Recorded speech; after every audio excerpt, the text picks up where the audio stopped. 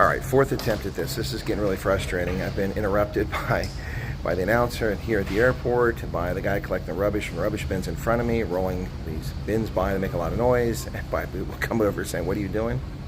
All right, let's try this again. Fourth try. For the refugee aspirants, your timeline and expectations. I've told you to keep it realistic. Here we go again.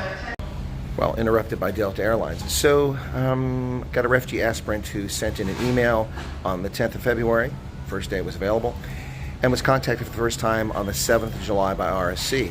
From the 7th of July until the 23rd of September, interviews, medical checks, background checks, re-interviews, all that stuff. 23 September, the person now has an approval letter stating they will go to the States in 2 to 4 weeks. So folks, that's 3 months. And people have been bitching and moaning and crying and whining about this after 2 weeks. It's really unrealistic. I think a lot of these people that do, they're just trolls. Anyway, for those of you who are serious about this, and I don't encourage anyone to take the path, not asking anyone to come to America, also not dissuading anyone, have realistic timelines. Go about your life, put your statement of interest in, go about your business, and once the process starts, if you're approved, then start getting rid of things and get ready to go. But honestly, this is a patient person who waited, and as this person told me, there were 60 people being interviewed when they were there for their last interview.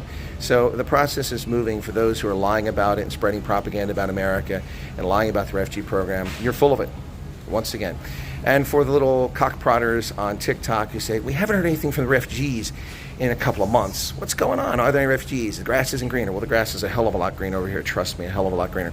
And we are hearing from refugees. They're just not sharing it with the South African media because the South African media have been disreputable. The South African media have been atrocious. The South African media are still using quotations for people with legal status as refugees, pretending they're not refugees.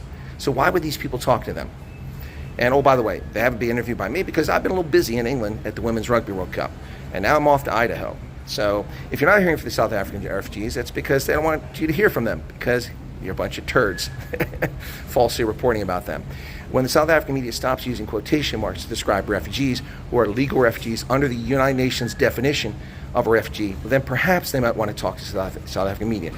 Anyway, folks, the process is moving. Again, 10 February, and they're going to leave in October. So, slow your horses down. Take a deep breath. Things will happen. If you're legitimate, if you're qualified, you'll find your way over here. All right? Cheers.